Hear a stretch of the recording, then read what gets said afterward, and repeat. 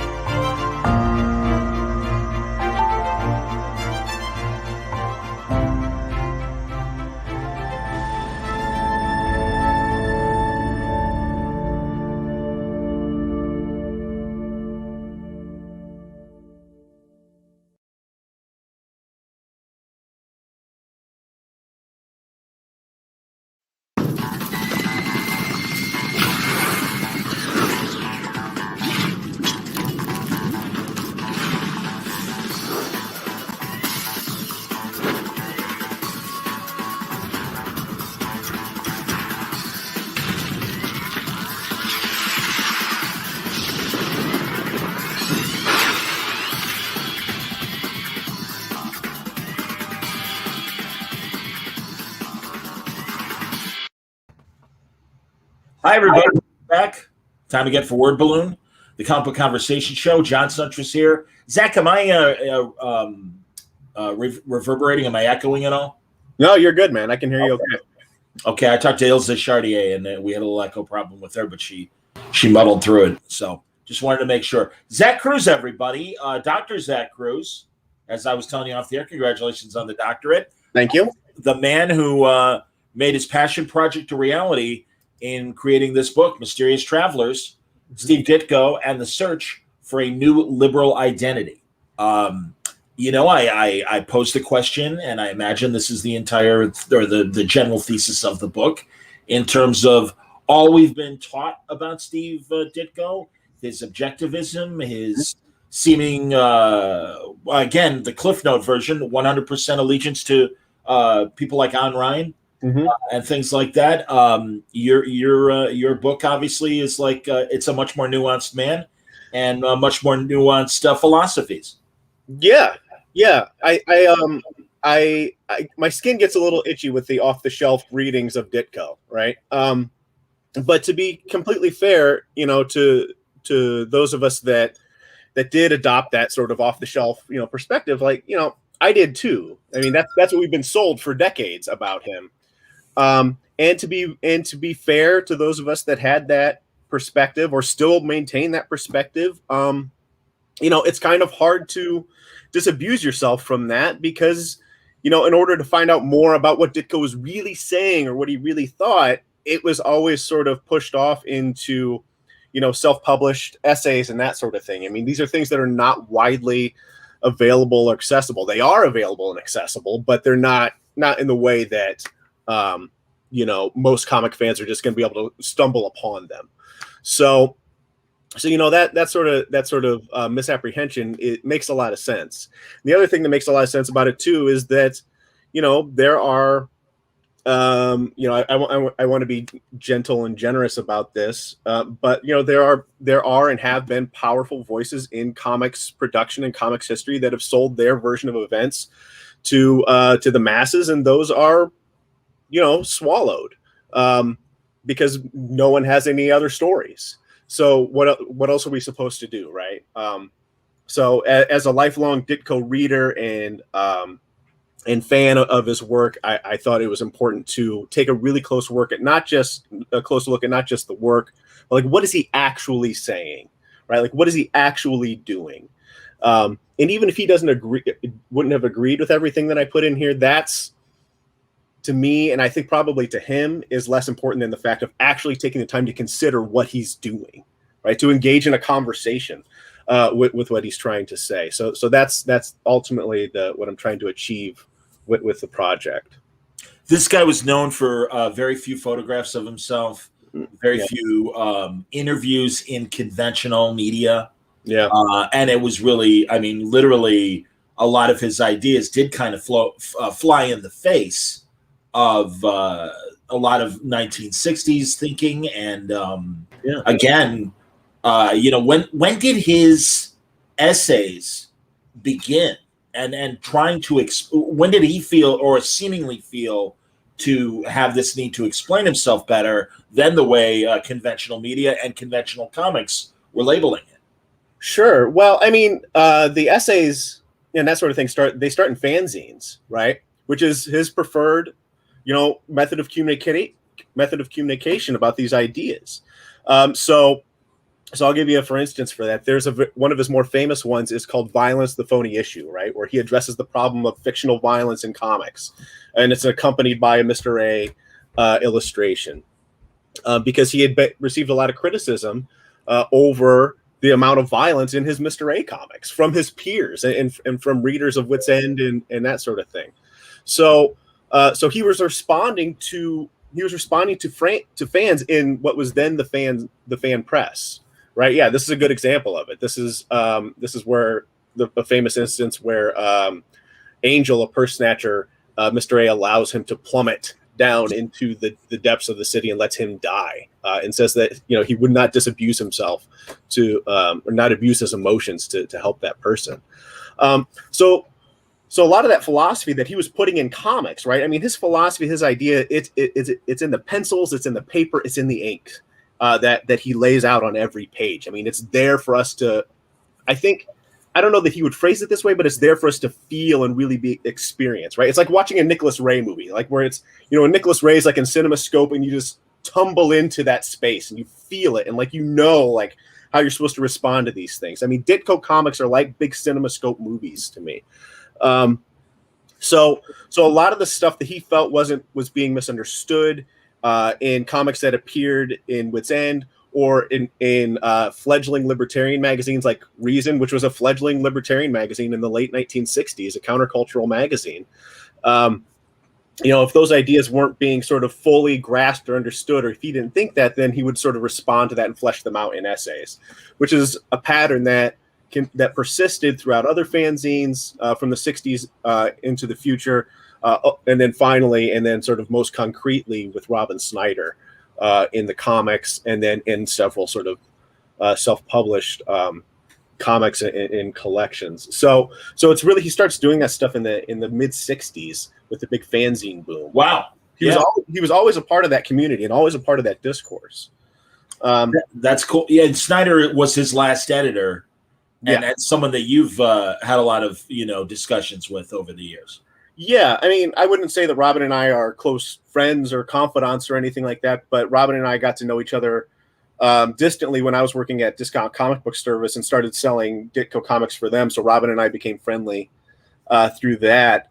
And yeah, Robin's been his editor for the past 35 years at a number of publishers, Charlton and DC and some, Renegade Press and several other places. Then finally their own publishing house. So Robin's had sort of the foothold on how we read Ditko, certainly over the past several decades. And working with Ditko, obviously, too. I mean, and again, I don't know. I mean, again, all I have is the surface knowledge of. It seemed like he might have been a difficult person to work with, but then again, I mean, really, in the face of a lot of various comics, he would get his own point across. I love what you like. For instance, here a little image from Blue Beetle. Yeah. And this was in the midst of the 60s and stuff, and these hippies are rioting against Blue Beetle and stuff, and then going after him. Yeah, I mean, he was going to get his ideas across whatever way he thought was reasonable for the comic. So yeah, there's that great example with Blue Beetle with the shoeless hippies. I love that they don't wear shoes, just to show like what degenerates they are. They're not wearing any shoes at all. But that, and then there's a great example where with him working with Jerry Conway on the Destructor, when Conway comes onto the Destructor, they're telling two different stories, right? Ditko's got his story and Conway's got his, and they just marry the twain shall really fully meet.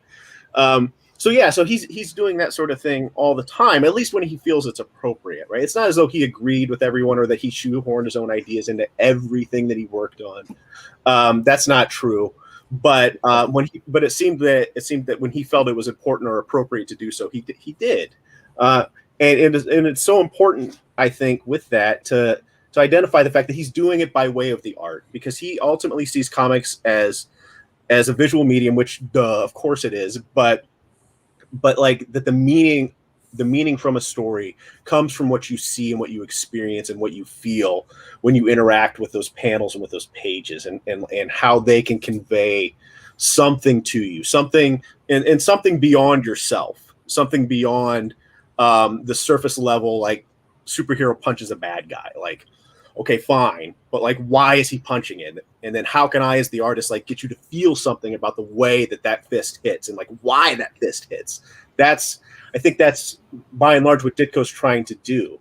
And that becomes much more pronounced, once he leaves Marvel.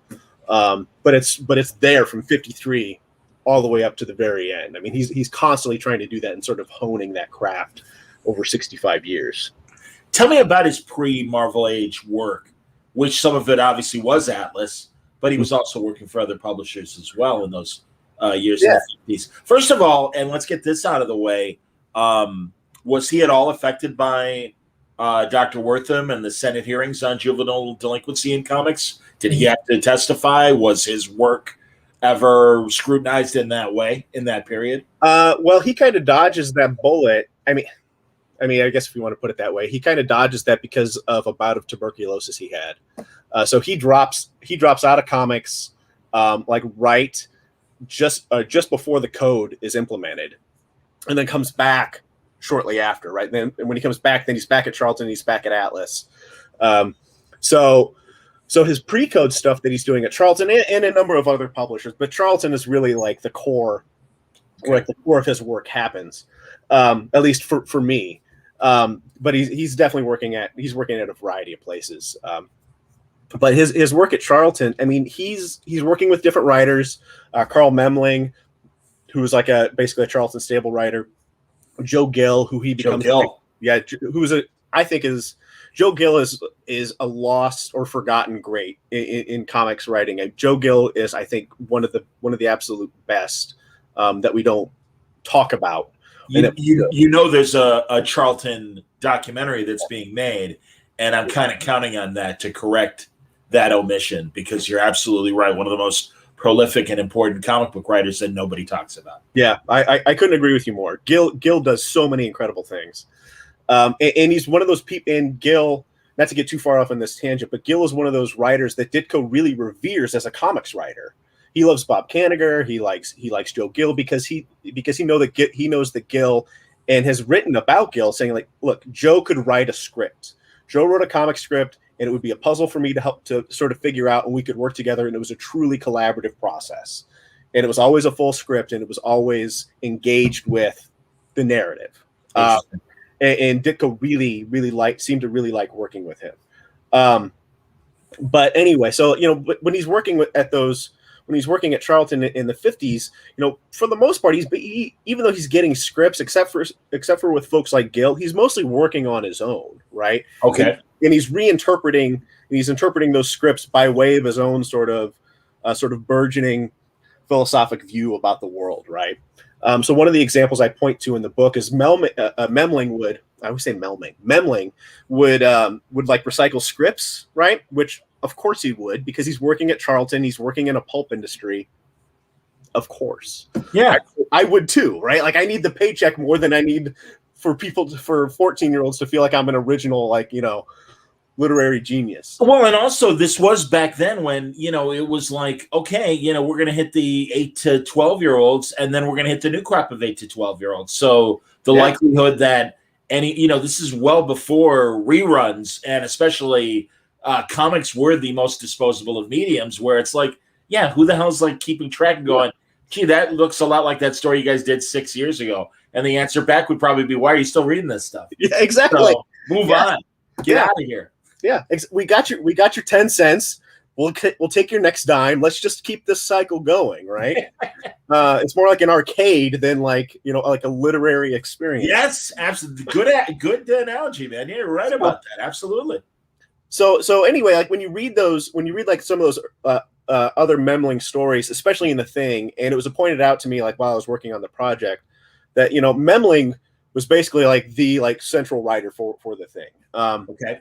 And he's recycling stories all the time because it's an anthology series. But like when you see the Ditko versions of the Memling stories, like there's something different about them, right? Like they are like not only are they typically better crafted, but like their investments in particular sort of iconography are very different from his peers. So just to keep it sort of centered on the book, like I mentioned a story that John Belfi draws, where Belfi and Ditko are basically doing the same thing, except the Belfi story is set like in current day, and the Ditko story is set like in the 1700s or something like that, or 1800s.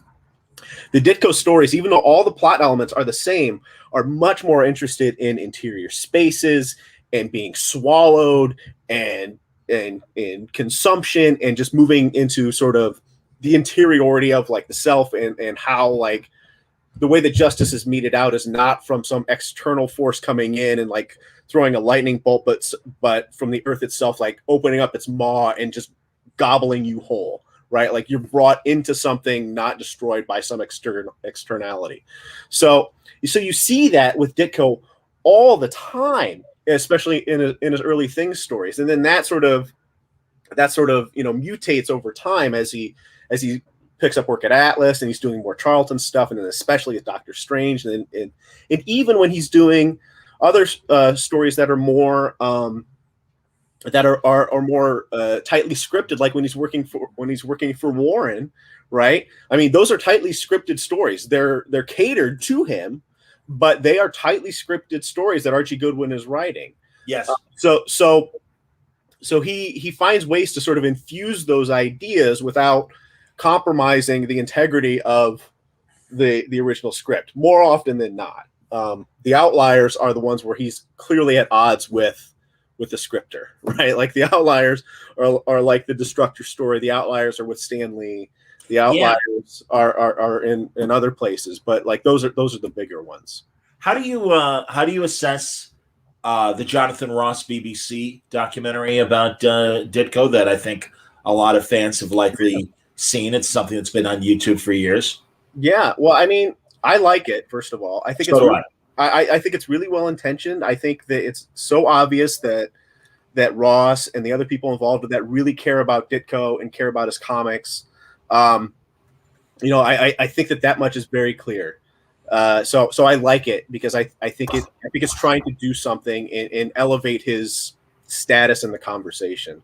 What I don't like about it is that, and this is not Ross's fault. I don't blame him necessarily for this, but it does perpetuate like a lot of myths, like a lot of really bad myths, a lot of really, even though like they critique Stan Lee in it and like they make Stan say the things that he knows he's legally probably not supposed to say, like they still sort of keep pushing that mythology, and one of the worst ones is the Green Goblin thing, right? Like where Neil Gaiman says that he repeats the myth that one of the reasons that Ditko quit Spider-Man is that he and Stan disagreed about Norman Osborn being the Green Goblin.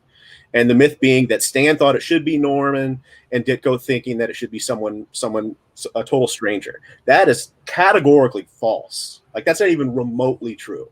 And Ditko wrote about that in multiple places. But even if you look at the stories themselves, like if you read those comics closely, like it's very obvious that Ditko planted Norman Osborn early on to sort of develop that character over time. And that fits within a pattern of storytelling that he does all throughout Spider-Man and Doctor Strange and other places, where he'll take a seemingly background character and drop them in so that they exist in the universe, and then allow them to sort of blossom over time. Norman Osborn is probably the most famous example of that, but there are plenty of other ones, especially as Spider-Man. He's always thinking long term. He always had those things plotted way in advance. So the little things like that in the Ross documentary that sort of diminish his, that in my view, diminish his contributions, I'm not a fan of that, and not because I hold him up as some golden god that shouldn't be criticized, but like, if we're going to criticize him or criticize the work, let's do it over something that he actually did or said or thought. Zach, I've been saying this over and over in the last few weeks in particular, that pre-90s, there's a lot of holes and gaps in 20th century history. Yeah. And it's up to researchers, people like yourself that take the time and do the legwork and tell the right story.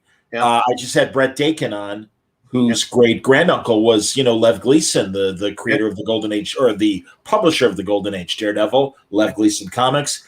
And, it's like, let's get the record straight. We were talking off the air.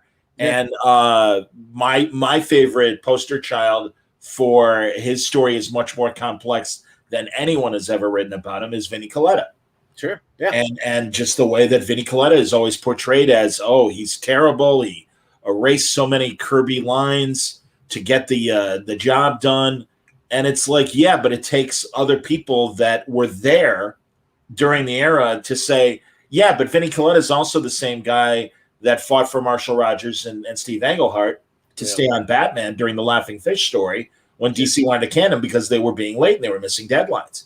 And it's like, no, you guys can't do that. This is an exceptional story. And Vinny, as art director, stood up for both of them and said, please don't do it, or don't do it in his angry, rough sort of way. But yeah, and again, that's why it's important for people to get the record straight. And like you said, these people are complex. And that is really, again, that's kind of the underlining point of your book. And don't just cliff note Steve Ditko is X, Y, and Z. There are a lot more letters to that alphabet in describing it. Yeah, I think that's exactly right. And I'm sure we'll come around to this notion again a little later. But like, I think the thing that is so hard for a lot of us to sort of come to grips with is just the notion of paradox in comics history, that there is no singular version or vision or notion of how these things happen. I mean, and that doesn't mean you can't criticize. That doesn't mean you have to like everybody. That doesn't mean you have to appreciate aesthetically every contribution. That's not what that means. But we have to be open to paradox, certainly in our own views, and understand that, hey, shit's complicated, man. Like, right, life is complicated. People are complicated. It's all complicated. It's definitely. And I think that. In fairness to anyone that comes at this medium, especially and you're totally right, that comes to it like pre-90s, like, okay, fine. Like, yeah, it's really hard to deal with this because you have been told to think one way for however long. So yeah, of course it's tough.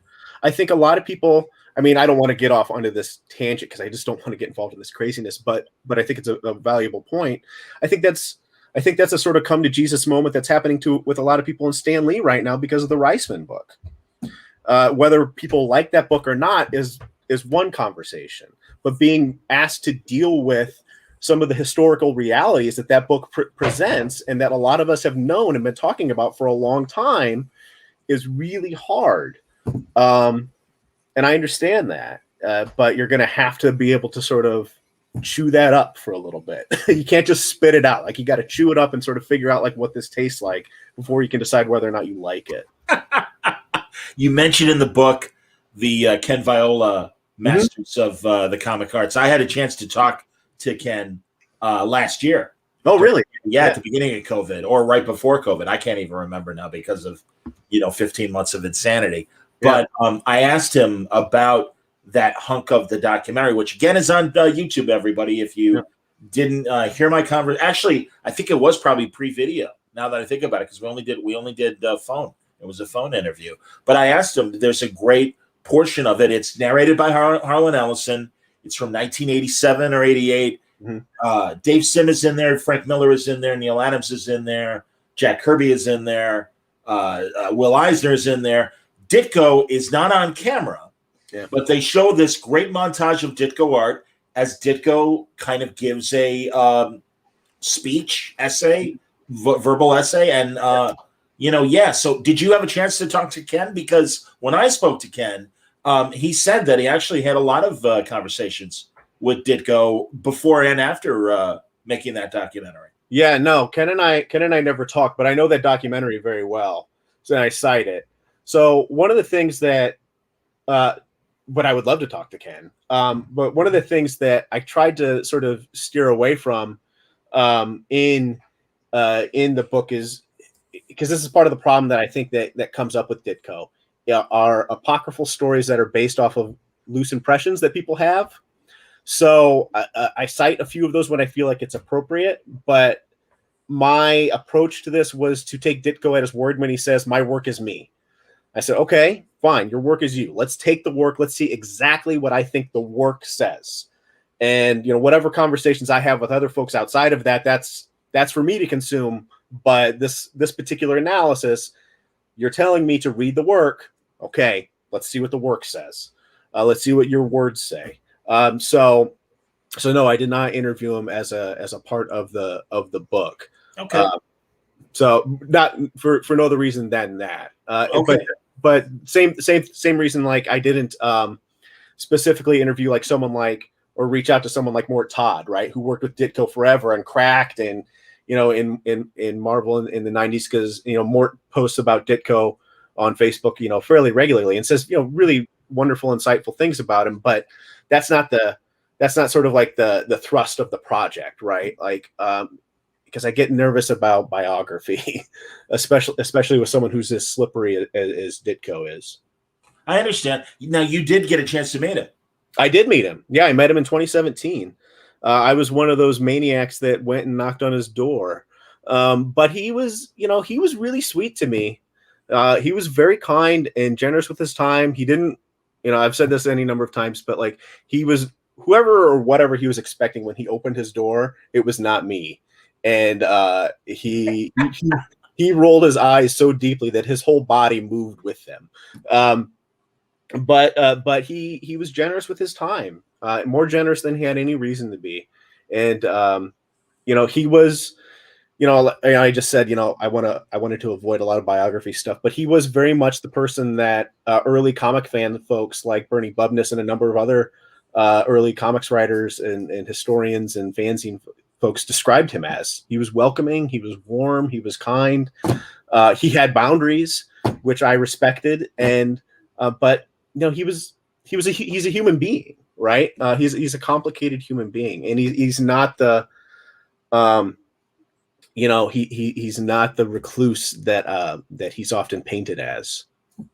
So. Well, his name apparently was on the front door. I mean, of his office and everything, as far as the directory. So it's not like he was hiding in plain sight or anything like that. Yeah. His office is in Times Square. He was in the 1450 building. He was in the same building as Martin and Lewis. So wow, that's crazy. Yeah. Fine.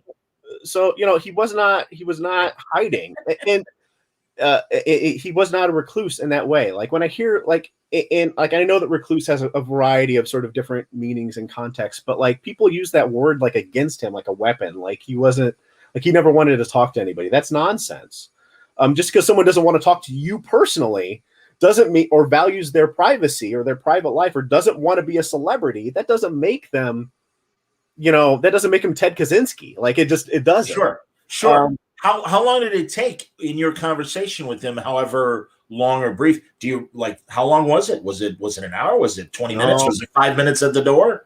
10 minutes, right? Okay. Well, again, you're showing up out of the blue. Yeah. I don't answer my door. I'm not a recluse, but I don't answer my door if I don't know who the hell's buzzing in. No, and he's at work. This is his office. He's at work, right? Like I'm absolutely in the wrong, right? I'm just fulfilling this desire within me to meet the man whose work set me on a path that brought me to that moment, right? So, you know, I make no excuses about sort of like the whether I should have done that or not. I probably shouldn't have, but I don't regret that. I don't regret what I did. I understand. But yeah, 10 minutes, and that's all I asked of him. And you know, and he was 89. At 10 minutes, standing at a door talking to somebody that you don't know or only sort of have a vague notion of because they sent you, wrote letters to them, or they sent you, or you bought a bunch of comics from them. Like, you know, that's a lot.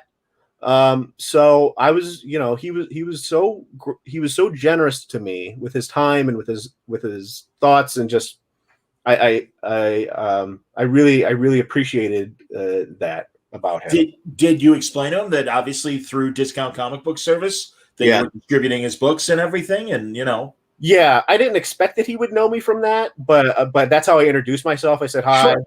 You know, we've exchanged a couple letters, but I know you write a lot of letters. But I also, you know, bought a lot of books from you and Robin for this retailer." And then I said, you know, I wrote this in the book, and I said, you know, it's like, you know, your work changed my life. And he said, "Yeah, well, all lives change." I'm like, okay, yeah, you got me on that, Steve. That's true. I mean, that's really true. But then after he sort of stung me with that a little bit, then he relaxed and we talked, and it was sweet. It was really sweet. That's cool. Tell me about the letters and how, you know, how much correspondence did you do with him? I wrote him maybe 4 letters, only 4 letters, but he responded to 2 of them. The first one I sent like a long time ago, and he didn't respond to that. Okay. And then I sent him another one, and he didn't respond to the second one, but then he responded to the third and fourth ones.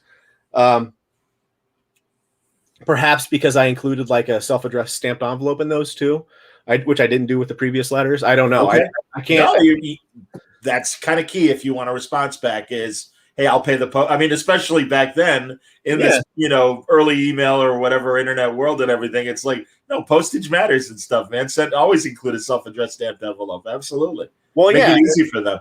Yeah, of course. I guess I don't want to assume about how he interacted with other folks who wrote. I hear you. Yeah. Like, I mean, this man wrote probably more letters. Like in the history of American like arts and literature, Ditko has to be the most prolific letter writer. Like he must be, like, more than Hemingway, more than Twain. It has to be Ditko. Interesting. He responded to thousands and thousands of letters and hand wrote them all. Wow. So like if you have a Ditko letter, I mean, you have a very unique artifact. Even if he's repeating ideas that he said elsewhere, because he's just trying to crank these things out, like it's a unique thing that there are apparently a great many of, but like it's really astonishing how much he wrote. The first 2 responses I got, one was asking about Dr. Strange and just confirming that he created him as Asian. Yes, let's talk about that. Absolutely, man. Yeah, so Dr. Strange was created as East Asian. And Ditko writes, draws, and turns in the first story to Stan Lee unprompted. The first 2. So there's prior to his origin. This is like I remember these from I believe Son of Origins of Marvel Comics. I believe is where I read the original couple Doctor Strange stories. Yeah. So that's just Ditko. There's no editorial input except for in sort of like the final process, right? Like he's turned in the completed penciled and inked pages, and then and he also turns in a panel script, which then Stan turns into whatever dialogue he sees fit. But those characters, Doctor Strange, Wong, and the Ancient One, all East Asian, and the Ancient One particularly Tibetan. So it's not unreasonable to extrapolate from that Wong and Doctor Strange are also Tibetan, but that's not as clear as the Ancient One. So we can sort of hedge our bets on that one. But I'm with you. But either way, they're Asian. And then when Stan comes along after the character is popular, right after readers respond to it, then all of a sudden Stan decides he wants in on this, and then demands the origin story where he's made much more occidental, right? Like he's anglicized in very particular ways. It was according to Ditko. This is according to Ditko, not anything else. It was Stan's policy to name the characters so that he's Stephen Strange is Stan's choice. And that he is Doctor Strange, of course, is just because he was in Strange Tales, right? So I mean, that's just classic horror host. Sure, no surprise on that. But when they tell that story, when they tell that origin story that Stan sort of insists on, I mean that's just Dr. Droom, right? Like, yes, that's or Doctor. Was it Drew? More contemporary readers know him as Dr. Druid, right? But same character. I mean, that's just the Dr. Droom story, which is also a ripoff of any number of pulp and radio drama stories about, you know, a European or a white guy who goes to the Mystic East, meets a Tibetan Lama, and then is bestowed has some sort of powers bestowed upon him, and then also becomes Asian in the moment, right? Like, you know, I should have. It's funny. I played my Alex Ross commercial, and I did Fantastic Four. I should have done my Shadow Alex Ross commercial, sure. Because absolutely, you're right about that. And like you said, the Green Llama as well, Jethro. Yeah. I can't even remember his last name, but that the white man discovers the mysteries of the East and is able to learn the magic and stuff. Yeah, right. Yeah, it's a classic sort of Orientalist and imperialist trope that was very popular in pulp fiction for decades in the 20th century, right? Yep. So it's racist, but that's also just what it was in the moment. We have to be both things. Yes. But the Ditko story is an outlier because he's clearly created an East Asian character, right? And I would challenge anyone to hold up an image from Strange Tales 110 of Doctor Strange, put him next to Wong, and put him next to the Ancient One, and pick out the white guy. Tell me which one of these guys is the white guy. And not wrong. And I study race and in the complexities of these things. And I understand that race is not necessarily phenotypically driven, but like in comics, it is.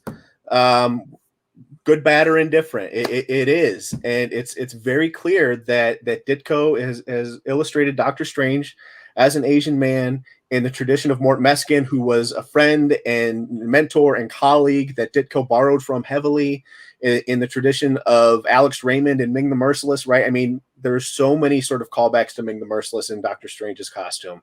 So I mean, all of those things are there, and where it gets really sticky too is that.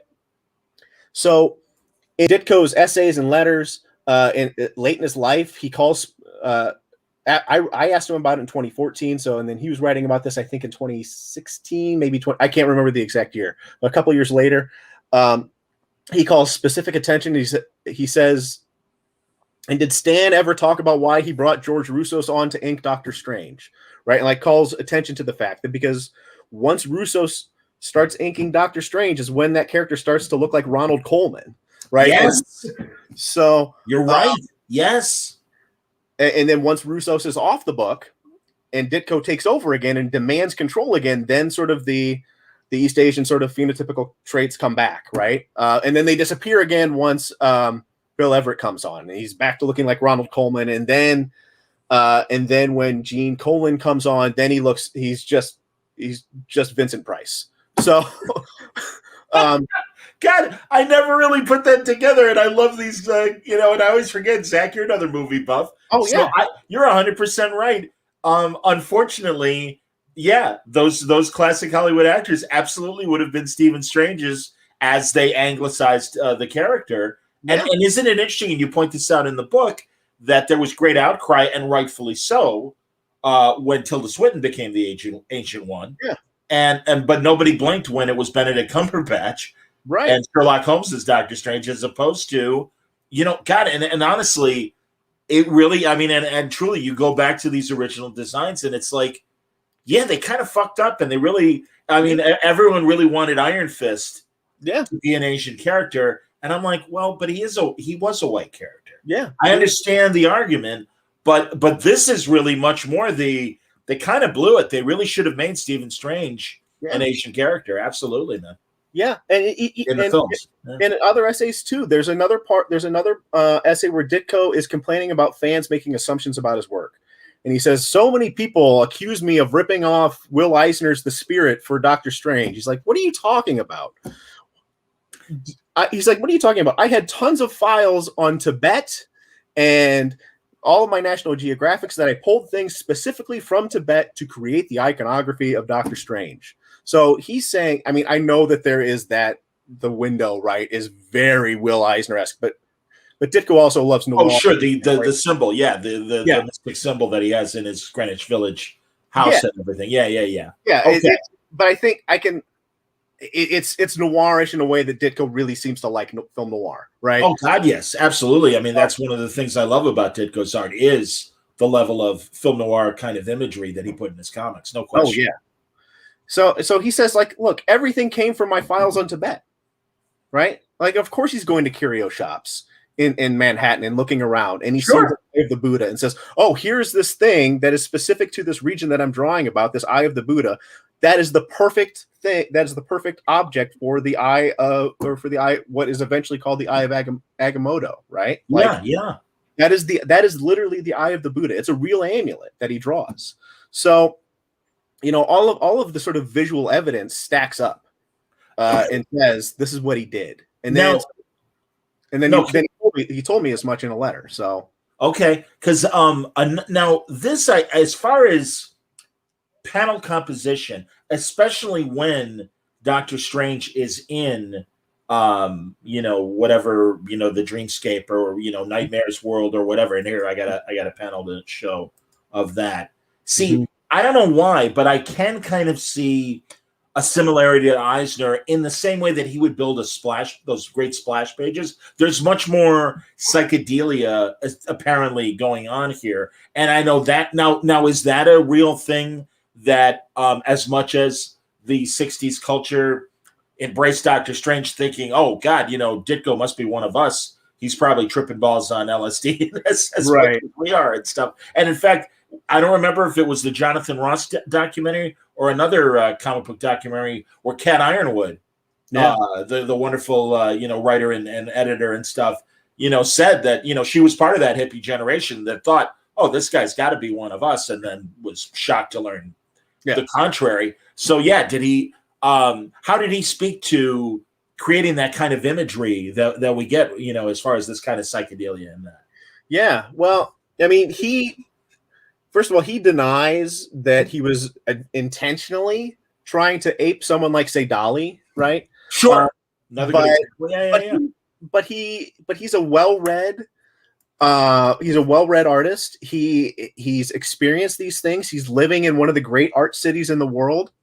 So of course he's aware of all of this stuff, and he's pulling in a variety of things that are all around him, whether it's Eisner or other surrealists or Dali or whatever he's seeing in the culture and in the media and in film, or any number of things. But at the core of what he's trying to do when he's doing Doctor Strange and in a number of comics is he's trying to give a visual sense of the tangled, bizarre, mystic, complicated places that are our minds and our psyches and our internal states, right? He wants us to understand that.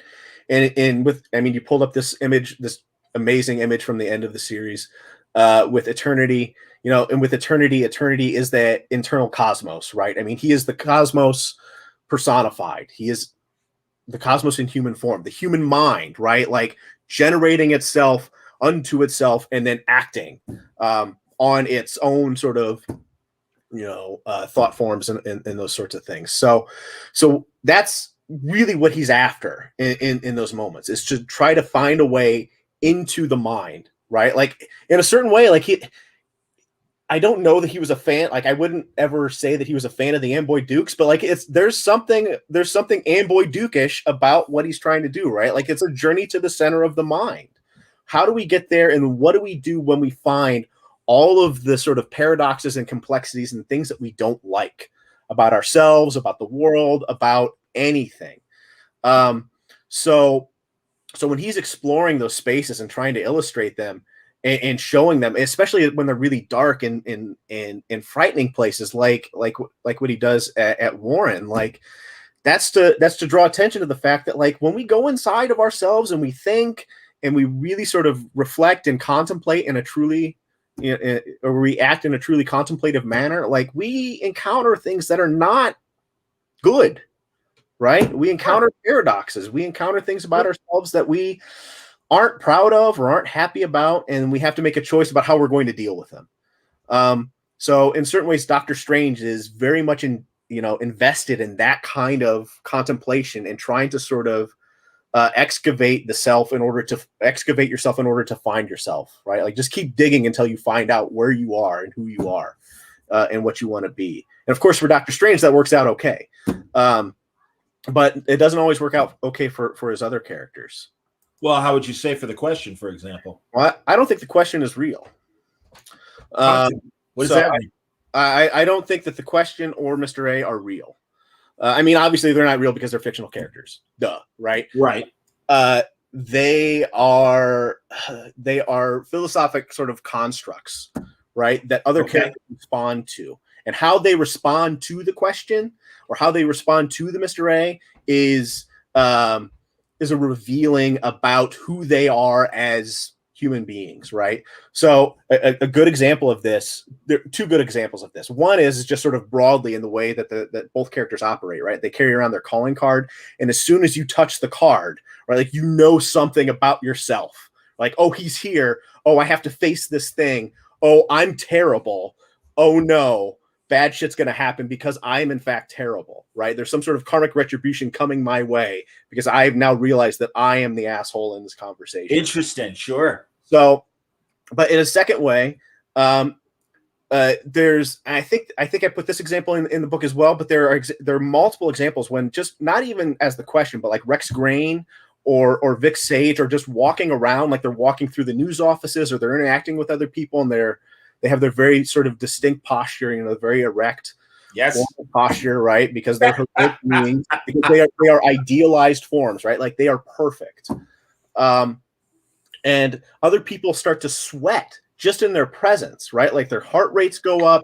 They get those classic sort of Ditko sort of terrorized faces where they are just overwrought and concerned, not with anything they've said or done, just the fact that there is this other being within their vicinity that makes them feel some kind of way, right? Like that's saying something at a philosophical level. These are allegorical figures that are not real. They are perfect. They are so perfect that they must be sort of philosophic constructs that you, the reader, interact with, and that the characters interact with as well. So, but there is that through line though, because that's essentially how Strange is almost introduced. Yes. I these nightmares are haunting me.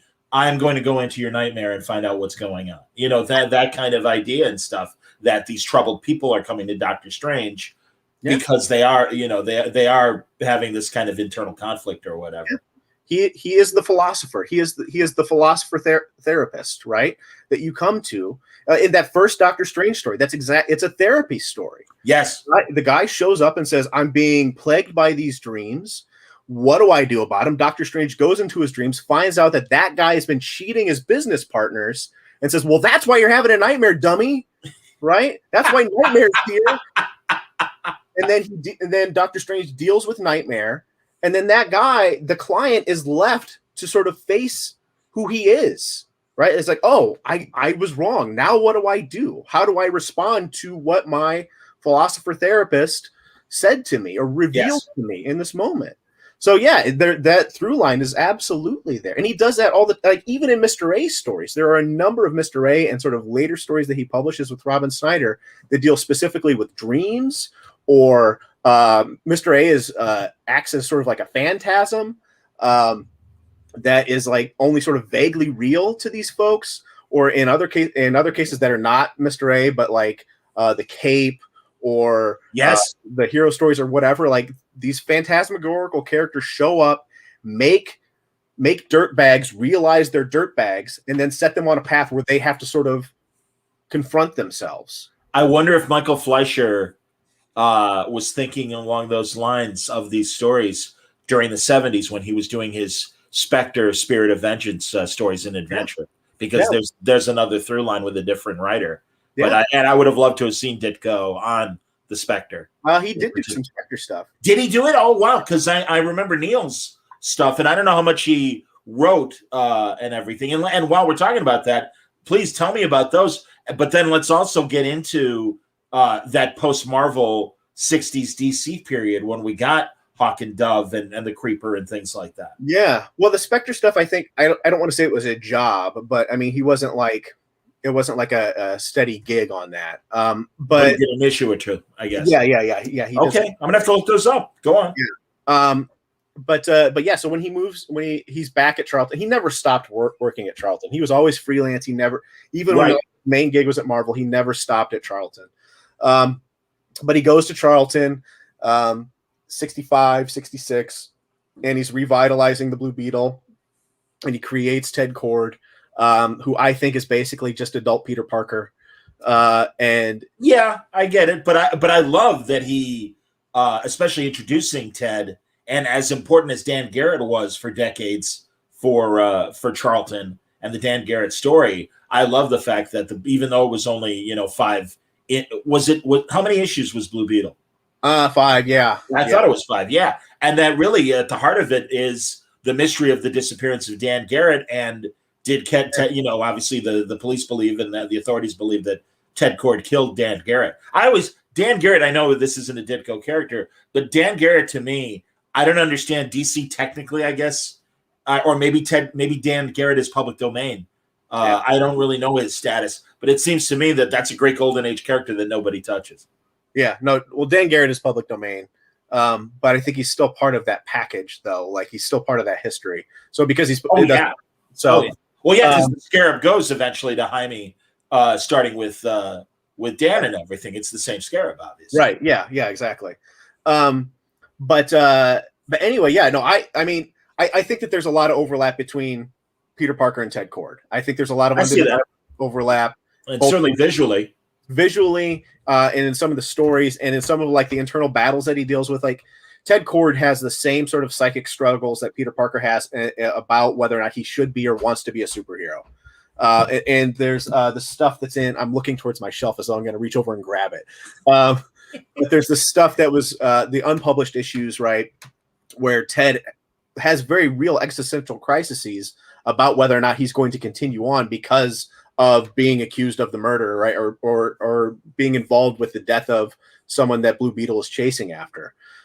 Those are Peter Parker type stories, right? Yeah. So there's a lot of they're not the same, but they are closely related in an unusual way.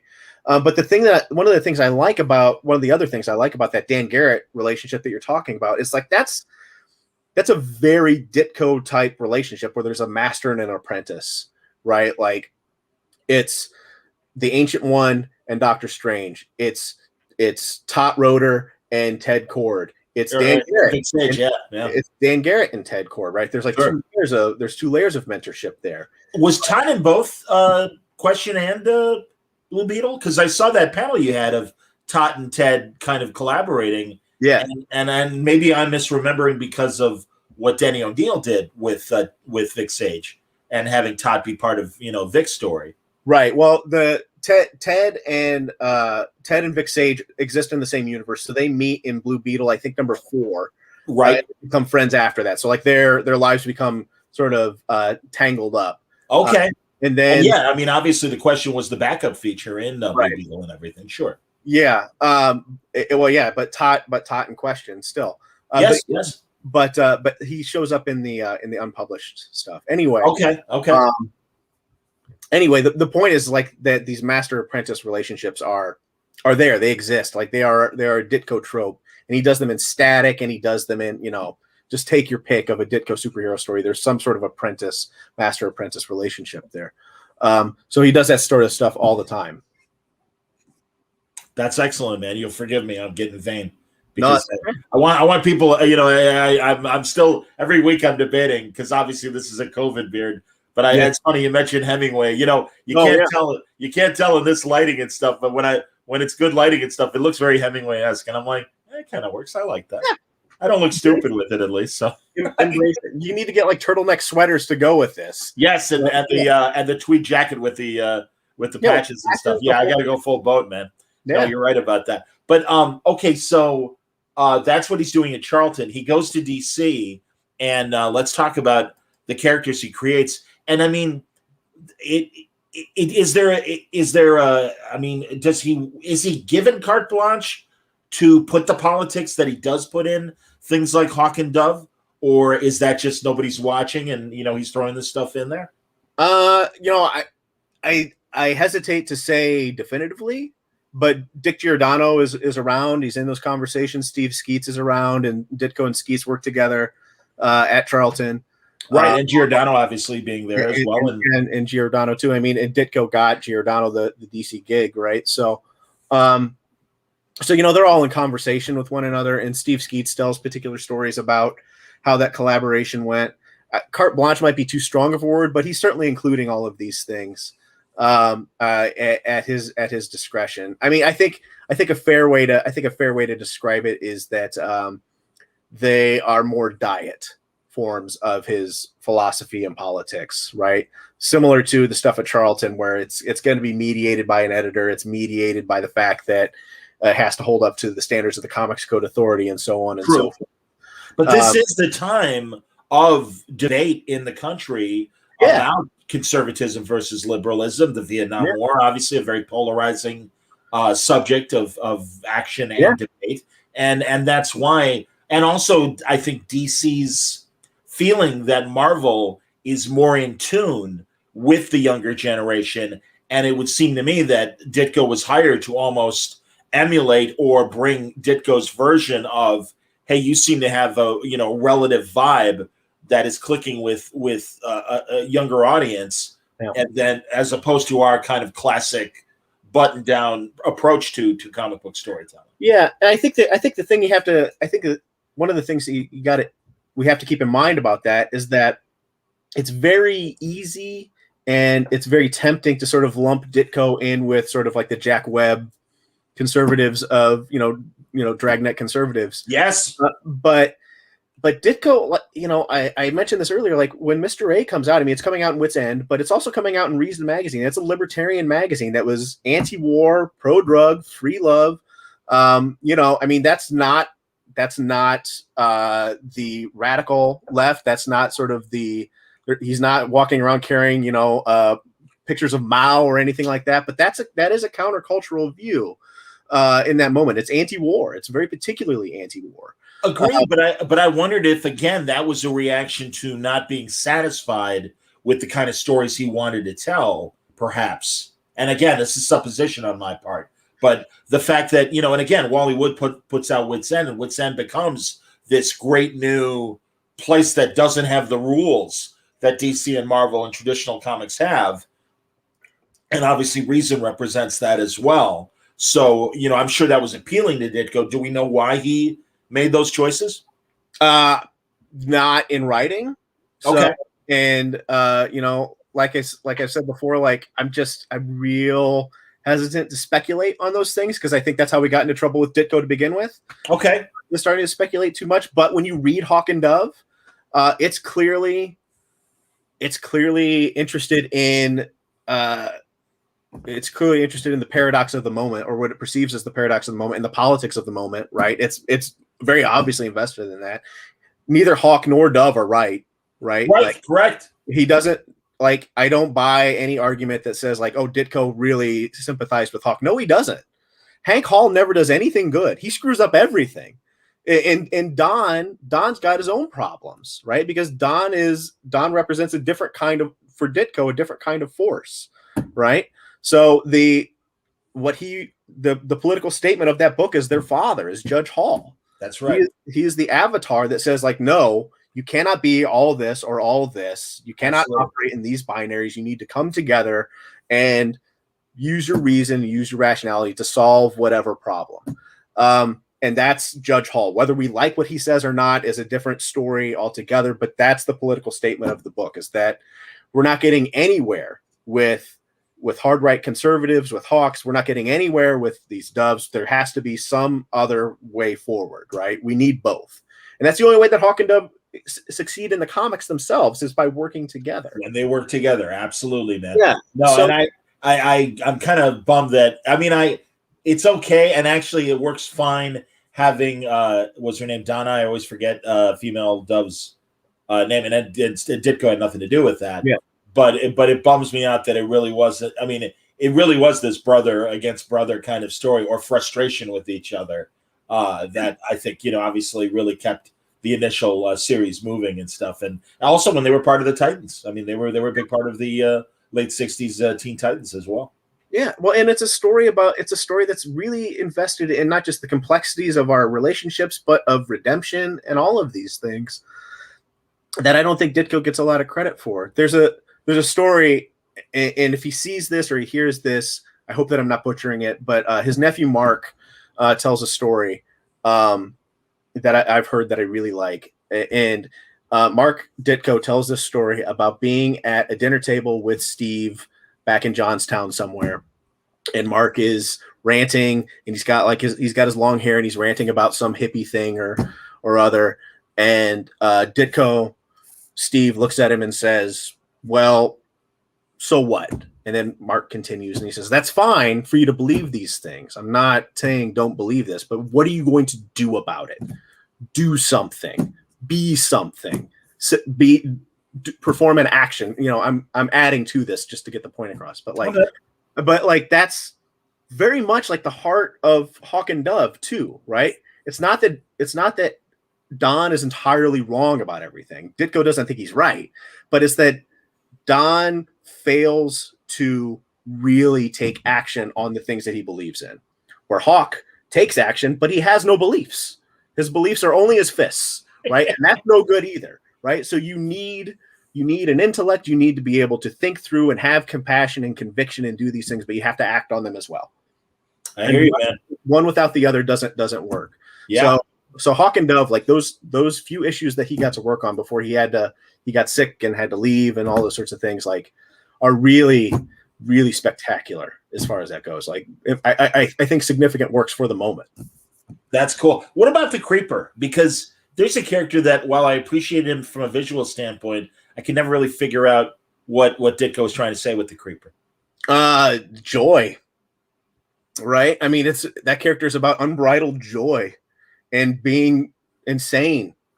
I mean, the Creeper's main weapon, besides like the super strength he gets, right? Like, it is his look, and that he laughs at everything. Yes, he just laughs at people, and like that terrifies his foes, and they can't handle it, right? Like, what is he doing, being so happy?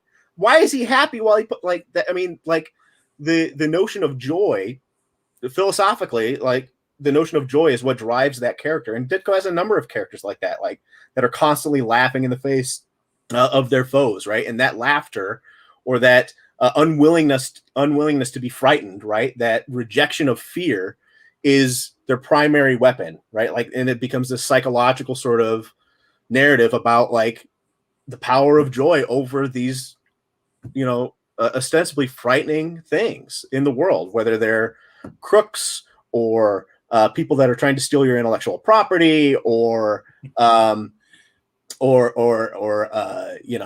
violent thugs, or whatever the case may be. Anyone that threatens you, your person, your who you are, what you want to be. I mean, the response in sort of the Ditkovian philosophy is to make fun of them, is to laugh at them.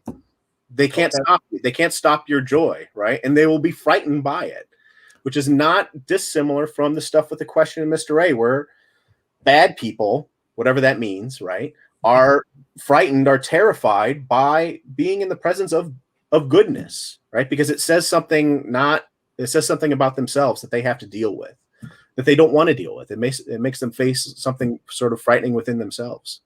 I think it was Jerry Conway that wrote the solo Joker series from the 70s, but there was one issue where the Joker faces the Creeper, and I loved it because, I mean, the Joker just really hated the Creeper, and they were, obviously almost coming from the same place, and the Joker could not stand the Creeper, and I just loved that it was mostly annoyance beyond anything else that he held for the Creeper. Am I right? Was that Conway? I think that's Jerry Conway. I'm gonna have to, next time I talk to Jerry, I'm gonna have to get into that with him, and also bring up that story that he did with Ditko and everything, and that they really were doing two different stories. So, I mean, that's the great thing about the book, Zach. I appreciate the level of research beyond the stories, but that you really did go and talk to these people that did work with Steve over the years. It's I think it's great. I've got an example of Wit's End here that you put. And this appeared in Reason as well. Yes, and that's one of the reasons why I pop it up there and everything. And it's the neutralist, of course. And I mean, this is exactly the same kind of thing you were talking about in Hawk and Dove. Yeah, you cannot be neutral. Whatever your position, you cannot be neutral. You have to take action, right? And Ditko thinks that if you don't, whatever your position is, if you don't take action, then that's as bad or worse than the really negative action. So, for him, because he's, a liberal, classical liberal, not, Democrat, John Kennedy liberal, but like classical, like capitalist liberal, like Milton Friedman liberal, that means turning yourself over or allowing, what he imagines to be sort of the powers of the state, right? Or dictators or communists or, whatever sort of the boogeyman is there for that. But for him, it's less important that you agree with him about those things than you stand for something and you actually try to do something, which is Spider-Man too, right? Well, absolutely. That's the whole point of Spider-Man, especially by the time you get to the end of the Master Planner sequence. It's about doing something. I've got the images from the Master Planner, the couple that you put in the book. Yeah, and let's talk about this sequence. I mean, that really is like the amazing moment. Yeah. There you go. Amazing Spider-Man 33. Yeah. And then of course when he's there he's struggling, and then finally that epic moment when he pushes himself free and is able to find the resolve of himself to get out of that trap and then move forward. Yeah, I mean, to me, this is the moment that changes American superhero comics. This is the moment that, for as much as I have ups and downs with MCU, with Marvel Cinematic stuff, like, they're all predicated on this moment, right? I mean, Steve Rogers saying, "I can do this all day." Anybody who stops and picks themselves back up, any superhero, any contemporary superhero that is dependent, their identity is dependent on their heart. That's a Steve Ditko reference, right? It's not about the costumes. It's not about his money. It's not about his powers. All of those things fail him in that moment. Every one of those things fails him. The thing that saves him is his heart and his resolve and his willingness to confront his past, embrace it, and say, "That's who I was. I don't need to be this any longer. I won't be haunted by this," right? Like the fact that he's even haunted. And I know that those are, Lee's adding that, massaging that dialogue in whatever ways. But I mean, that's a very Ditkovian concept, to be haunted by something. Absolutely. And to try to explore yourself and find those ghosts and then bust them. And that's exactly what he does. And he realizes who he is and who he's going to be and who he always was supposed to be. In that moment, he's a man of mind and action at once. And that is driven by his heart. That's the American superhero. That's the contemporary American superhero. It's my favorite moment in Rocky Balboa, the last movie that focuses on Rocky before the Creed movies start. And I love the Creed movies as well. But the speech he gives to his son about it's not about how hard you can hit. It's how hard life will hit you, and get up and you keep moving forward. And he keeps trying to, and he's like, "That's how winning is done." Yeah. And it's like, yeah, that's it. I mean, and that's the essence of Rocky. So I know that Stallone was a comic book reader, and I wonder if anyone ever made that connection and asked him about Spider-Man's connection to Rocky in that way. It could be. I mean, but it's also just part of who we are, right? And like how we identify ourselves. I mean, it's very important for many of us as Americans to be perceived or actually be underdogs at some level, right? And to allow. I mean, that's part of the American myth, right? Right. There's a certain Horatio Algerness to it, but that's not really who superheroes are up to that point, right? Like they're something else. They're increasingly complicated because of what Kirby and Ditko and a few others are doing, but prior to that, like, I love the DC comics, of the 40s and 50s, in the superhero comics of the 50s, in the pre-Marvel stuff, but they're not doing the same thing. No. Barry Allen's Flash stories are not about heart. They're about how fast he can punch Gorilla Grodd before he becomes mayor again. Like, that's not the same thing. Like, that's not the same thing that Peter Parker is dealing with. That's not the crisis, the psychological crises that Peter's dealing with. So you're right. So there's something that fundamentally changes about the way we see comics and superheroes after that everybody copies. Everybody copies. Excellent, man. No, honestly, Zach, this is a fine book, and I congratulate you on it. And I think, again, illuminating Steve Ditko in a way that rubs against the grain of the Cliff Notes of Ditko. Mysterious Travelers, Steve Ditko and the Search for a New Liberal Identity by Dr. Zack Kruse. And Kruse or Kruse? I'm always an asshole about that. Kruse. I'm sorry, buddy. This is the last thing that I worry about. I'm hip, I don't shit on people that can't pronounce Suntress. It's all right, man. Yeah, especially the way I spell it. So yeah, I'm the same way. If that's the thing that ruins my day, things are going remarkably well. I'm with you. Hey, man. Again, for the years that we've known each other, when you were doing and I'm going to probably get it wrong. What was the name? What was the name of the convention down at Fort Wayne? Appleseed. Appleseed. I knew Apple was in the thing. Yeah. So there you go. Yeah. Johnny Appleseed's corpse is there. What's that? Johnny Appleseed is buried in Fort Wayne, Indiana. I didn't realize that. Holy shit. Yeah, that's why it was Appleseed. Yeah. Oh, that makes, and honestly, in terms of gathering my audience, when I explain, because when people are like, how'd you, wow, you do that many, that many people listen to you? And I'm like, yeah. And I'm like, but it was Johnny Appleseed. It was literally one listener at a time. Yeah. Starting, God, next week, 16 years. Yeah.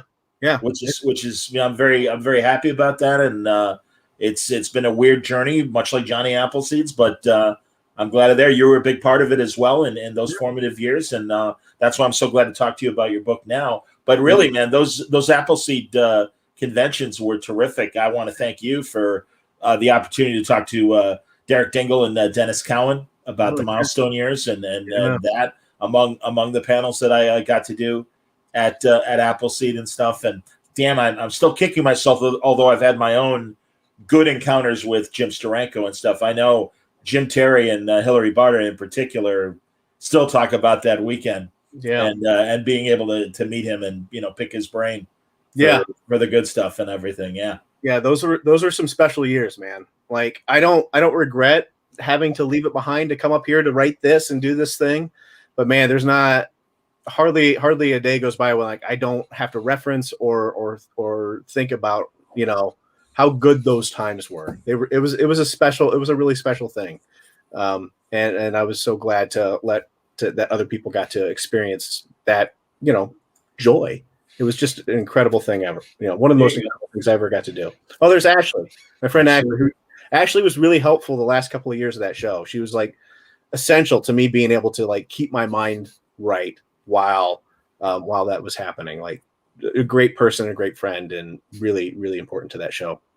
That's excellent, man. No, that's great. Might we see you at C2E2 in December?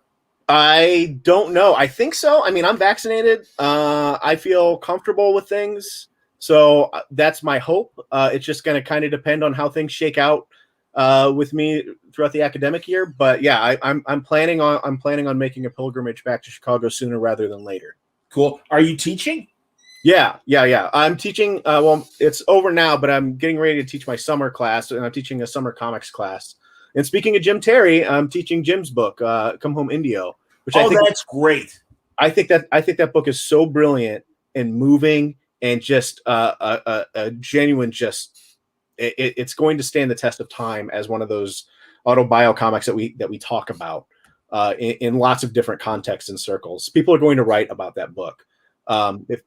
So I'm really excited to teach that and could not be happier that it exists. It's so good. It's so good. I agree with you. And also I do believe that the indigenous creators are finally getting a moment, and Jim is part of that. And really to have made this book it really was an accomplishment. And again, there's another guy like us, old movie buffs. I mean, the four of us could easily, throw down on all the various movies and stuff.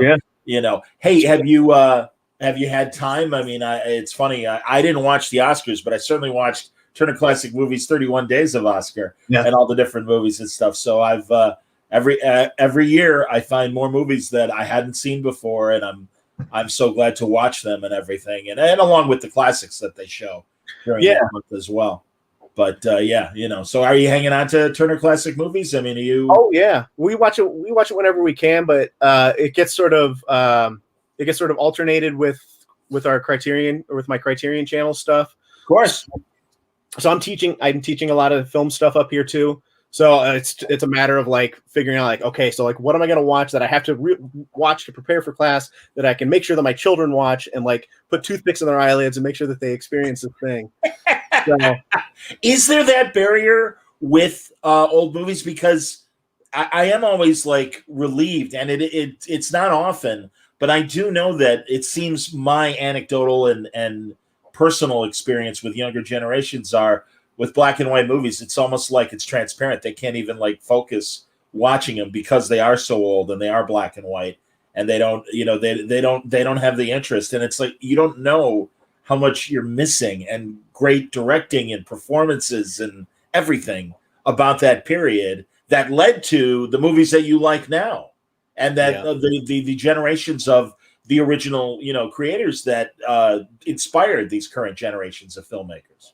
Yeah, I mean, I can tell you from my relationship with my kids, no, that barrier does not exist because it's never existed. Good. And we've always watched a variety of movies, old and new. And this is probably inappropriate, but like my kids became like a year ago became like David Cronenberg fans, right? Like they are probably not old enough though to watch David Cronenberg movies, but here we are. We watch them anyway. So they watch a variety, but I do encounter that with students sometimes. There is a reluctance. Not this semester. This semester I was working on a fellowship and didn't teach, but in the fall I taught a class on Peter Falk. So good Lord. I love Peter Falk too. It was really just an excuse for me to teach Columbo. But Falk has a storied career. There's a lot of really great movies and sort of moments that he's a part of, and there's lots of other like 6 degrees of Peter Falk that you can do with like. Oh my God, the films he made with Cassavetes, and I mean, that's the thing. Like, we all love The Lieutenant, and he was amazing, but the stuff he was doing before and after and during is all incredible as well. Absolutely. Yeah, and like some of those things I had to really like, and this is not a slight against students. I never crap on my students, but like. Some of them needed to sort of walk through like, why are we watching Pocketful of Miracles, and why do I need to care about Frank Capra, and why is what value does me knowing about Glenn Ford have in my ongoing cinematic experience, right? And that's not immediately apparent to a lot of folks who came up with content instead of movies, and I think that's a hard sort of space to navigate sometimes, especially when you see these things for the first time. As much as I like Pocketful of Miracles, I got to tell you, man, Lady for a Day, the original. Oh yeah. 40s. Oh my God. And it's just that great pre-code, just street level, like, hey, Apple Mary needs our help. We're doing it. And it's just so great the way the gangster just totally gets his group together. And I like Glenn Ford. You know what I love about Glenn Ford? And I asked Robert Wool about this because he was the first person I heard tell the story that apparently Glenn Ford was not a kleptomaniac, but he really would just be like working on movies, be like, hey, I really like this jacket that they gave me. I'm going to keep it. And just not only that, but to the point of literally like being on sets and going, oh, I like that chair. I like that sofa. And like kind of backing up the truck. And once they're done filming, he would take it to the point where 20th Century Fox is like, give him the cheapest set pieces and clothes possible because the jerk's going to steal it from us if we don't. And just crazy stories about Glenn Ford like that, and also reading Scott Iman's John Wayne biography, and I forget what movie that Wayne's company produced, and Glenn Ford was the star of it. And Michael Wayne, who ran the company for John Wayne, is like, Glenn Ford wants a gift. He's like, a gift? And he goes, yeah. He says every producer, when they make a movie, gives him a gift. And he's like, well, give him a gift. And he goes, what if he wants a boat? Or it's something ridiculous. And so, yeah, it was just this weird conversation about what kind of gift does Glenn Ford want for making. I'm about saying thank you for hiring him for the goddamn movie and not worrying about a gift so much. I love Glenn Ford, but those kind of weird stories just crack me up. I thrive on Hollywood Babylon type stories. Like Scotty Bauer's book is over here somewhere. Oh yeah. Like, oh man, like I eat that stuff up like it's candy. As we're recording this, and I haven't listened to it yet, but my favorite Hollywood podcast, You Must Remember This, is back this week with a brand new episode, and it's called Gossip Girls, and apparently it's all about Hedda Hopper and Luella Parsons. Oh, great! I knew that there was a new season, but I didn't follow up on it, and I haven't listened yet. So, did you hear Mankiewicz's Peter Bogdanovich podcast? I've not listened to that yet. I've downloaded it, but I haven't listened to any of it yet. But I did hear Ben Mankiewicz on Gilbert recently. Yes, talking about it. So I'm hoping to have Santo Padre, Gilbert's co-host, back on the show because really, I love the interviews they conduct, and thank God again, filling in the gaps of the 20th century in terms of let's get the real story from the people that really experienced it before they go away. So no, I'm so with you on that. And again, Katrina Longworth with You Must Remember This. While Mankiewicz was doing Bogdanovich's story, she did an incredible series about Polly Platt and gave the Polly Platt side of the story, and it's tragic but fascinating at the same time. Yeah, I really like that Polly Platt story, and like I assign her podcasts whenever I feel like it's appropriate to talk about stuff. So, like in the Fault class. I assigned a couple episodes talking about not Elaine May. Oh my gosh. Jenna Rollins? Who? Jenna Rollins? No, not Gina Rollins. Who was what's her name that was with Howard Hawks? Ida Lupino. Oh God, yes. The great Ida Lupino, right? So like I assign like that her research on him, or on her, because it's so accessible and smart and allows younger generations to come at this from some, useful place. Yeah. And feel connected to it in a way that they might have not otherwise had an opportunity to. I great director that only movie buffs know about her directing as well as her acting. And a similar story is, and in fact, I bug Dean Haspiel about this all the time. Dean's godmother was Shelley Winters. Oh, really? Yeah. And literally, he's like, "Oh my God! If I knew then what I know now." Yeah. Like Farley Granger was the upstairs neighbor in their apartment building, and he would babysit him, and De Niro would babysit him. And I'm like, dude, Shelley's real whole story, not just the salacious stuff, but the struggles she had as an actress, and also the amount of stage work that she did, and being part of the Actors Studio and the various theater circles that she revolved in. I'm like, that is a very positive women's story that needs to be told. And I'm like, Dean, you got to do it, man. I bug him seriously. I bug him about it all the time. Yeah. And, unless your heart's, I have no idea. I can't really even characterize what's keeping Dean from doing it. But I'm like, Dean, you're in one of the best positions as an artist writer that can really tell that story and make this generation of women aware of how strong of a woman Shelley was and everything. Yeah, and in one of my all-time favorite movies that I was just tweeting about the other day, she's in Night of the Hunter. Of course. Yes, yeah. An obscure one she made and another connection. I appreciate the movie tangent that we're doing here at the end of the conversation. Eddie Muller from Turner Classic Movies, he first through the Noir Foundation, but even more so, his involvement with this boxing magazine, Ringside Seat. The people behind Ringside Seat have really become friends of mine. And I've had Eddie on my show 3 times in the last year. And every time it's a joy. And one of the times I had him on 2 days earlier, I had never seen this weird 50s movie called Tennessee Champ. Mm-mm. And it's a boxing movie with Keenan Wynn and Shelley Winters. And Dewey Martin is the name of the actor that plays the fighter. and it's this really weird, interesting boxing movie that came out in the early 50s.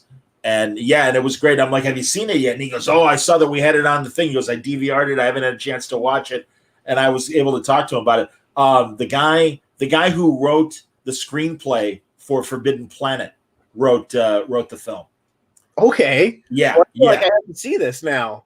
It's like a movie that I would say if you're really, really interested, fine, watch it and then whatever. Because it's not a great movie. But the fact that it was a boxing movie and it had Keenan Wynn and Shelley Winters, and I'm like, oh, and they also a very young Charles Bronson. Yeah, see, pre-House of Wax Charles Bronson. It sounds like a sort of noir. I like sports noir movies. Like, me too, man. Like Night in the City is another all-time favorite for me. I love Night in the City. Love it. The setup. Yeah. Robert Wise. Best to me, hands down, still the best boxing movie ever made. Yeah. Best boxing movie ever. Most realistic, and the other great, and you'll forgive me, another name drop, but about Jesus, I'm thinking now.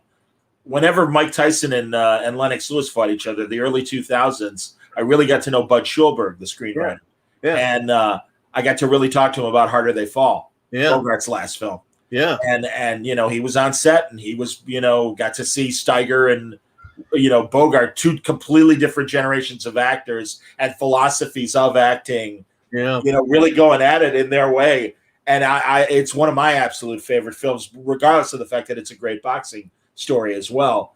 But yeah, it was really great to get to know Bud a bit and talk about his career and everything. So, how could it not be great to do that? Right? Like you like just even hearing just like the slightest whisper of things would be amazing. Dude, honestly, between broadcasting and now podcasting, I've had a great Forrest Gump life of getting to meet different people and really hearing right from the horse's mouth what it was like to do this stuff. And again, which is why I appreciate your book and the level of research you did for Mysterious Travelers. So congratulations, Zach. Well done. Good hangout. Yeah. And thanks for talking tonight. I can't recommend this enough, everybody. Available at Amazon. I'm sure your local bookstore can order it.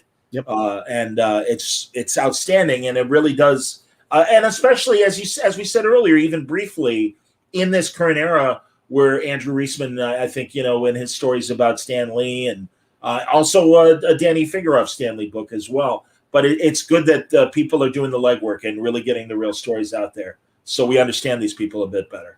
Yeah, we have to. That's the only way to move forward. And I guess the last thing, first of all, thank you so much. This is so fun. I love talking to you. It was great seeing you. Absolutely, man. You know it. We have so many things to talk about. But I think, and I make this point towards the end of the book too. Like I don't have like a fanish sort of impulse about sort of like the cauldron and like the magic that bubbled out of that Herbie Lee Ditko cauldron in the 60s, but I do think that there's something really powerful and important about this medium and the way that it spoke to multiple generations of people. And it doesn't mean that everyone in power is like basing their philosophy or their thoughts on comics. That's not true, and that's not a reasonable claim. But we have to take these texts very seriously for what they've done and what they mean and what they reflect. And if we don't do that, then we're not being really good stewards of the medium. And I think that we have to do with comics what we've done with film and what we try to do with television and music and all of these things, and take them at their moment and say, this is a popular art form. What did this popular art form say about what the populace thought, said, and did, and how does it help us better understand who we are now? You've described what I try to do with Word Balloon. Yeah. I mean, that's really, I was inspired by not only Amazing Heroes and Comics Journal and Comics Interview, David Anthony Kraft's magazine of interviews, but as much Rolling Stone and Musician and all the great film, and television, journals that have kind of explored what made these people tick, the creative choices they made, and like you said, the impact on the culture. And you can't deny it. It's reflecting the culture of the moment. So that's my soft gumshoe attempt to, as an amateur, just trying to get to the bottom of this. But that's where these ideas start, though. right? I mean, film studies, comic studies, all of these things start in fan presses with fan historians who are invested in the existence of these objects and saying these objects exist, they matter to me, I want to talk to the people that made them. And then that allows so many people like you and me and so many others to stand on the shoulders of those early, fans and pioneers that cared enough about this to document it. Agreed. And now we have things that we can do to sort of we can sort of sift through those documents to do something even more meaningful. Totally agree, man. Absolutely. You might be interested tomorrow night on Word Balloon Live late. You might already be in bed because it's going to start at 12:30 Eastern and 11:30 Central. I do this for most of the West Coast co-hosts, but we've been examining the original Outer Limits series. Oh, I know. Yes. Okay. Oh, I know. Tomorrow night, Demon with a Glass Hand. Yep. Harlan Ellison, Robert Culp. Probably the best episode of the second season. And really excited for the discussion on that. And, it's funny, for the other Harlan Ellison episode, Soldier, we had a full house of all 6 of the regular guests and hosts with me and Gabe Hardman, all coming back together to talk about Soldier. And I have a feeling we'll have a full house tomorrow night as well for Demon with a Glass Hand. And, it's going to, again, given where this conversation has gone, I kind of figured it'd be worth dropping that in. And also David Macho tomorrow morning, the fine Spanish agent and translator of comics for the international market of American comics. He's been doing a great YouTube show in the last few years and gets a lot of A-list people because he works with A-list people in the comic industry. Really look forward to talking to him tomorrow morning. And that will be at 11 a.m. Eastern, 10 a.m. Central, and that's to accommodate David's schedule. But also I like doing every now and then a Word Balloon in the morning to get the European market watching and seeing what I've been doing as well. So that's what's coming up tomorrow on Word Balloon Live. So I thank Zach for hanging out tonight. Thank you, dude. I'm so glad to have been here. It was, again, so good to see your face and just hang out and spend time together again. Absolutely, man. So everybody, thank you. Zach and I have been vaccinated. What are you waiting for if you haven't? Stay safe, stay happy.